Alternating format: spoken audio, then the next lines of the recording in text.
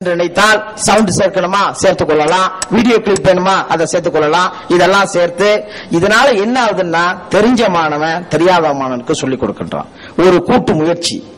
எவ்வாறு ஆர்வமா கற்றுக்கொள்வது என்று சொல்லுகின்ற பொழுது இந்த பிரைமரி ஸ்கூல்ல முதல்ல அவன் ஆர்வத்தை ஏற்படுத்தக்கூடிய விதத்தில் இந்த நிலையை பார்க்கின்றோம். இந்த விதத்தில் அவர்கள் இந்த கட்டுரையை அவர்கள் படைக்கின்றார்கள். இது ஒரு முறை. சரி, அடுத்த நிலையை பார்ப்போம். சரி, அடுத்த ஒன்று, மாணவர்கள் சிங்கப்பூரை பொறுத்தவரையிலும் பேச்சு தமிழுக்கு அதிகமாக முக்கியத்துவம் கொடுத்து கற்பிக்கக்கூடிய நிலை இருக்கின்றது. மாணவர்கள் அதை வீட்டில் அதிகமாக ஆங்கிலம் பேசுகின்றார்கள், பேசவில்லை. அதன் பேசாதனுடைய விளைவு என்ன ஆகின்றது என்று பார்த்தோம் என்று சொன்னால், எழுத்து தமிழ் அவர்களுக்கு தெரிகிறது, பேச்சு தமிழை தெரிந்து கொள்வதற்கு அவர்கள் சிரமப்படுகின்றார்கள். எனவே பேச்சு தமிழை எவ்வாறு கற்பிக்கலாம் என்கிறதுக்கு ஒரு முறை பார்க்கின்றோம். இப்ப உதாரணமாக ஒரு கதை புத்தகம், இது மல்டிமீடியா பில்டர் என்ற அந்த துறையில் தயாரிக்கப்பட்டதை பார்க்கின்றோம். இப்ப ஒரு புத்தகத்தில் இருக்குது, குளத்தில் ஒரு பெரிய யானை தண்ணீர் குடித்தது. அங்கே ஒரு சிறிய கொசு பறந்து வந்தது. சரி, இத பேச்சு தமிழ்ல பேசினா அப்படி, எழுத்து தமிழ்ல பேசினாலும் அப்படி, எப்படி எதை கேட்க விரும்புறானோ அது யானையோட காதுக்குள்ள போயிடுச்சு. யானைக்கு காது கூசிச்சு. இது எழுத்து பேச்சு தமிழ். இதே எழுத்து யானையின் காதுக்குள் புகுந்தது. யானைக்கு காது கூசியது. எனவே இது போன்று அவர்கள் எந்த நிலையில் வேண்டுமென்றாலும் அவற்றை கேட்க முடியும். பேச்சு தமிழ் எழுத்து தமிழ் வித்தியாசத்தை அவர்கள் தெரிந்து கொள்ள முடியும். சரி, இப்ப நான் பார்க்கின்றோம், இத இவங்க கேட்கிறாங்களே, இவங்க கேட்கறதுக்கெல்லாம் எது எழுத்து தமிழ் எது என்பதை அவர்கள்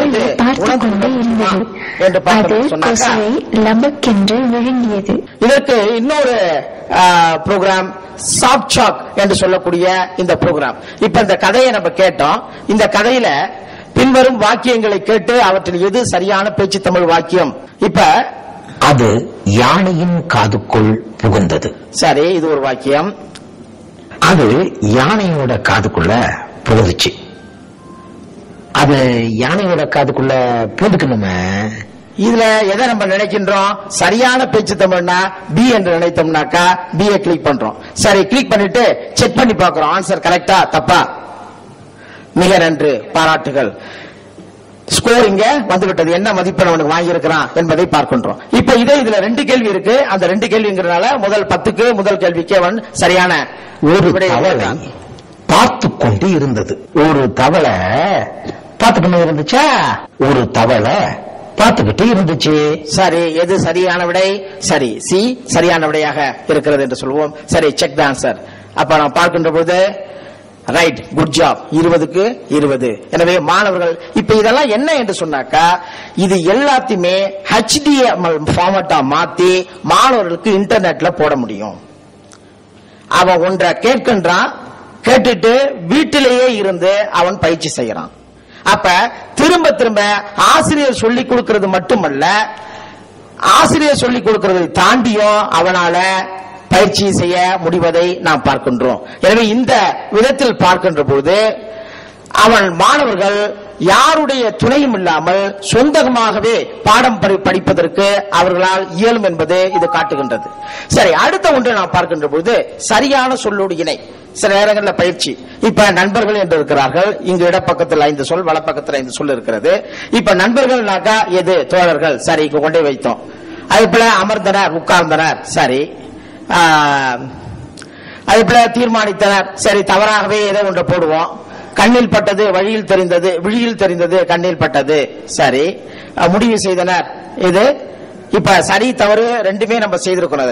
இதுல செக் பண்ணி பார்க்கிறோம், எத்தனை 2 தவறாக இருக்கிறது. நீங்க 3 சரியா இருக்கு, 60 மதிப்பெண் அங்கே கொடுத்து விடுகின்றது. எனவே மாணவர்கள் எளிமையாக அவர்கள் கற்றல் கற்பித்தல் ஈடுபடுவதற்கு வசதியாக இதை பயன்படுத்தக்கூடிய முறையை பார்க்கின்றோம். சரி, இதுதானா? இப்ப இதே போல வெறும் சாதாரண ஒன்றுக்குத்தான் நாம் இதை பயன்படுத்திக் கொண்டிருக்க முடியுமா என்று சொன்னால் இல்லை. இன்னும் நாம் சிறப்பான முறையிலும் பயன்படுத்தலாம் என்பதற்கு இன்னொன்றை நான் காண்பிக்கின்றேன். அதாவது இலக்கியத்திற்கு இதை பயன்படுத்த முடியுமா? சில பேர் கேட்கலாம், இலக்கியம் என்று சொன்னால் இவற்றை எல்லாம் பயன்படுத்தி இலக்கியம் கற்பிக்க முடியுமா என்ற ஒரு நிலை ஏற்பட்டால் இலக்கியத்தையும் நம்மால் கற்பிக்க முடியும் என்று சொல்வதற்கு ஒரு நற்றிணை பாடலை நாம் கற்பிக்கின்றோம். சரி, இப்ப மாணவர்களுக்கு பெரிய அளவில் உள்ளவங்களுக்கு இப்ப நான் டைம் இல்லைங்கிறதுனால முழுசா காமிக்க முடியல, எனக்கு இன்னும் 5 நிமிடம் கூட இல்ல, அதனால நான் விரைவா முடிக்க வேண்டி இருக்கிறது. சரி, இது ஒரு காட்சி ஒன்று, ஒரு படக்காட்சி. இந்த படக்காட்சி 5 நிமிஷம் கூட இல்ல. சரி, இப்ப இது முதல் காட்சி. சரி, இரண்டாவது காட்சி என்ன? இது ஒரு படக்காட்சியே தான். அது இரண்டாவது காட்சி ஒன்று காண்பிக்கின்றோம். இதெல்லாம் பாட அறிமுகத்திற்காக பயன்படுத்துகின்றோம். இப்ப முன்பு பார்த்த பெண்ணின் தற்போதைய குடும்ப பின்னணி என்ன, இப்ப முதல்ல பணக்காரியா இருந்தா இப்ப எப்படி இருக்கிறா என்பதை காட்டுவதாக அமைகிறது. காட்சி 3 என்று பார்க்கின்ற பொழுது அந்த காட்சி 3 இந்த காட்சியை சற்று பார்க்க சொன்னால் அந்த படக்காட்சியை பார்ப்பது முடியாது. சரி, இதுல என்ன என்று சொன்னால் பிறந்த வீட்டிலிருந்து எந்த பொருளையும் அவர் ஏற்றுக்கொள்ள தயாராக இல்லை என்பதுதான் இந்த படக்காட்சி. இது ஒரு படம். சரி, இதே காட்சி வாயில்லாத புள்ளைய தவிக்க விட்டுட்டானு ஒருத்தன் பேசிடக்கூடாது பாரு. சரி, இது இன்றைக்குதான் இருக்கா, அன்றைக்கு இருந்ததான்னாக்கா சங்க இலக்கியத்திலே இந்த காட்சி இருந்தது என்பதை சொல்லிவிட்டு திருமணம் செய்து கொண்ட பின் அவர்களுடைய வாழ்க்கை எப்படி இருக்கிறது என்பதை காட்டுகின்றோம். இது என்ன பாடல்? பிரசம் கலந்த வெஞ்சுவை தீம்பால் என்ற இந்த பாடல் நீங்க கலந்த வெஞ்சுவை தீம்பால் விரிகதிர் பொற்கலத்து ஒரு கை ஏந்தி முழுசா பாடலை கேட்கலாம். கேட்கறதுக்கு இப்ப நேரம் இல்ல. எனவே அடுத்த காட்சி இப்ப போறோம். பாடலுடைய பொருள் என்ன என்பதில் இருக்கிறது. அடுத்தது நீங்க சொல்லு, ஒரு சொல்லுக்கும் பொருள் வேணுமா? பிரசம் தேன், வெண்சுவை தீம்பால், சுவையுடைய பால், கொழுநன் கணவன். எனவே இதெல்லாம் ஓடும் நீரில் ஒதுக்கப்படும் கருமணல். அங்க அறிஞர் பொருட்களையும் நாம் கொடுத்திருக்கின்றோம். எனவே கருத்து கடைசியாக பாடலுடைய கருத்தை நாம் பார்க்கின்றோம். எனவே இப்படிப்பட்ட ஒரு நிலையையும் இலக்கியம் கற்பிப்பதற்கு நாம் பயன்படுத்தலாம் என்று இது ஒரு பள்ளி ஆசிரியர்கள் சேர்ந்து இதை கொடுத்தது. அடுத்த நிலையில் பார்க்கின்ற பொழுது இது மட்டுமல்ல, இன்னும் ஒன்று சொல்ல வேண்டும் என்று சொன்னால், நாங்கள் வெளிநாட்டிலிருந்து வருபவர்களையும் நாங்கள் ரெக்கார்ட் பண்ணி வைத்து அதன் மூலமாகவும் தேவைக்கு ஏற்படுகின்ற பொழுது அவர்களை பயன்படுத்திக் கொள்வது உண்டு. அந்த நிலையையும் பயன்படுத்திக் கொண்டிருக்கின்றோம். இது சில நேரங்களில் வெளிநாட்டிலிருந்து வருபவர்களை தேவைக்கு ஏற்படுகின்ற பொழுது ஒரு தலைப்பை கொடுத்து ஒரு உரையாடல் போல பேசி அதை ரெக்கார்ட் பண்ணி வைத்துக் கொண்டு அதை நாங்கள் பிளாக் போர்டு என்று சொல்லக்கூடிய மின் இலக்க கற்றல் கற்பித்தல் என்பதற்கு ஒரு தளம் இருக்கின்றது. அந்த தளத்திற்கு சென்று விட்டோம் என்று சொன்னால் கற்றல் தொடர்பான எத்தனை விதமான செய்திகளையும் நாம் அப்லோட் பண்ணலாம். கேள்வியை கொடுத்தோம்னாக்கா எந்த மாணவன் என்னைக்கு எத்தனை மணிக்கு அதை பார்த்தான் நமக்கு தெரியும்.